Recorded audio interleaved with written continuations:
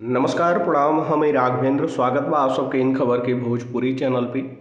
इलाहाबाद हाई court द्वारा मथुरा के वृंदावन में ठाकुर बांके बिहारी मंदिर कॉरिडोर बनौले क सरकारी योजना के हरा झंडी दे दियल गये। कोर्ट द्वारा सोमवार के कहल गयल कि राज्य सरकार कानूनी प्रक्रिया के तहत दर्शन प्रभावित कैले बगैर अपने धन से ही दायित्व पूरा करे। मंदिर के बैंक खाता में जमा 262 करोड़ रुपया के न छुअल जाओ। मंदिर प्रबंधन में भी हस्तक्षेप न होके कोर्ट द्वारा मंदिर प्रबंधन से भी कहल गईल कि कोनो भी श्रद्धालु के दर्शन कैले से न रोकल जाओ।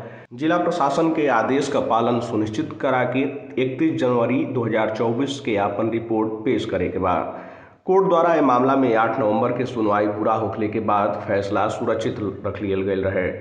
मुख्य न्यायाधीश प्रीतांकर दिवाकर और न्यायमूर्ति आशुतोष श्रीवास्तव की पीठ द्वारा अनंत कुमार शर्मा और अन्य की जनहित याचिका पर फैसला सुनावत हुए कहल गयल कि संविधान के अनुच्छेद 25 और 26 में मिलल धार्मिक अधिकार पूर्ण नइखे। इ मौलिक अधिकार कुछ हद तक लोक व्यवस्था के अधीन बाटे, उचित अवरोध लगावल जा सकेला। कोर्ट द्वारा कहल गयल कि सरकार तकनीकी विशेषज्ञन की सहायता से गलियन का अतिक्रमण हटा के कॉरिडोर योजना अमल में लावे और देखे कि दोबारा अतिक्रमण न होखे। याचिका पर अधिवक्ता श्रेया गुप्ता, सेवायतों की तरफ से संजय गोस्वामी, राज्य सरकार की तरफ से महाधिवक्ता अजय कुमार मिश्र, अपर महाधिवक्ता मनीष गोयल और मुख्य अस्थायी अधिवक्ता कुणाल रवि आदि द्वारा बहस कल गई।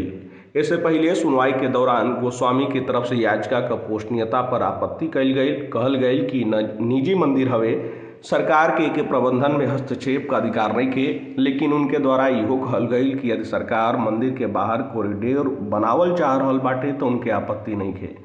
मंदिर के चढ़ावा के सरकार न ले, आपन धन खर्च करे। कोर्ट द्वारा कहल गई कि मानव जीवन कोनो भी आपत्ति पर असुरक्षित नइखे छोड़ल जा सकत, भले ही निजी मंदिर होखे।